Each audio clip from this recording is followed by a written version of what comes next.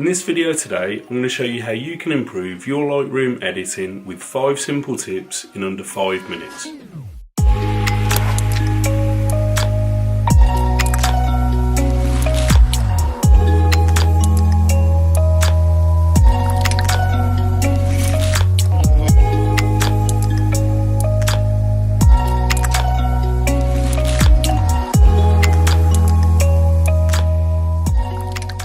Okay, so diving into Lightroom, we can see that we've got lots of distractions on the sides.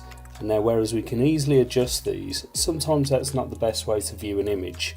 A real simple tip is if you press the L button, L for Lima, you'll start going into lights out mode. And what this does is let you investigate the image, check the colours, and take a look around the edges, notably for distractions, without having all the interference from the bars at the side. And to return, simply press L again and everything comes back.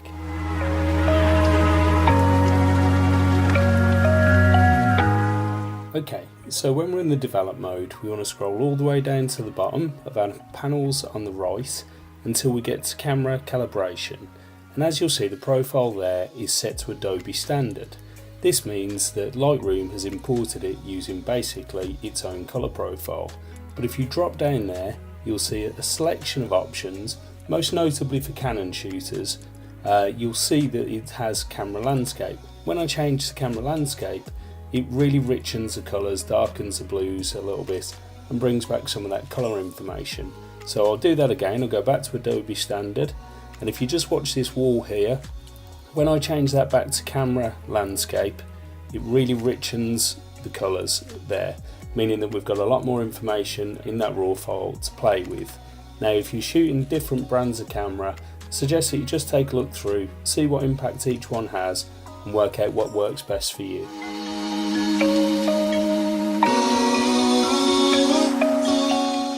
Okay, so the next tip might seem like a little bit of an obvious one, but until you're actually using Lightroom and actually working out how the sliders work, this can sometimes catch people out. So as you can see, I'm just going to move the tint slider now because I want to make sure that I've got the colours the way that I want. But I've only got a small amount of room to move. It's really easy just to expand the panels just by dragging that frame over to the left, and that really opens up the slider there, meaning that I can make even smaller incremental movements with the mouse just to get the kind of tones and colours that I'm after. Now, I'm actually using a product called a Loupedeck at the moment, which gives me a manual control over the sliders, but when you're using the mouse, this can certainly be tricky.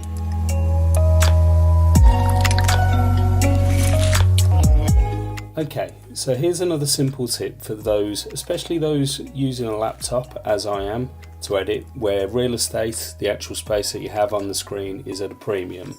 And this is quite a good one for using the actual panels on the right hand side. So as you can see at the moment, I've got everything expanded, which means that if I want to go and make a quick adjustment to something, I have to scroll through, find everything that I want.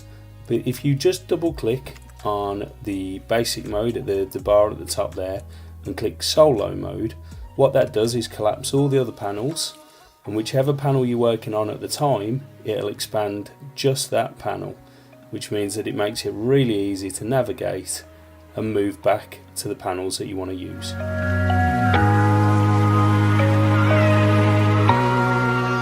Okay, so my final tip isn't so much a tip, it's more just a piece of advice, and that is to start getting organised right from the outset. So as soon as you start using Lightroom, have a look into how you want to structure your catalogue.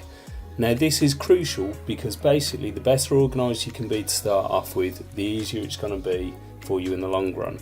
Now, I'm only going to skim over this because I will do a dedicated video to both this and workflow and how to back up your files.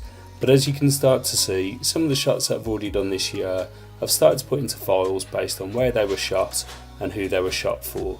But again, I'll do another video on that later in the year, so subscribe for more. So there you have it, 5 really simple tips that I'm sure everyone will find useful. Now, I appreciate the professionals out there might have other tips, so if you do, feel free to share them in the comments below so that we can all learn at the same time.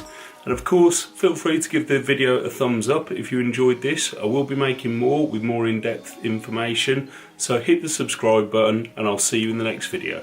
Cheers!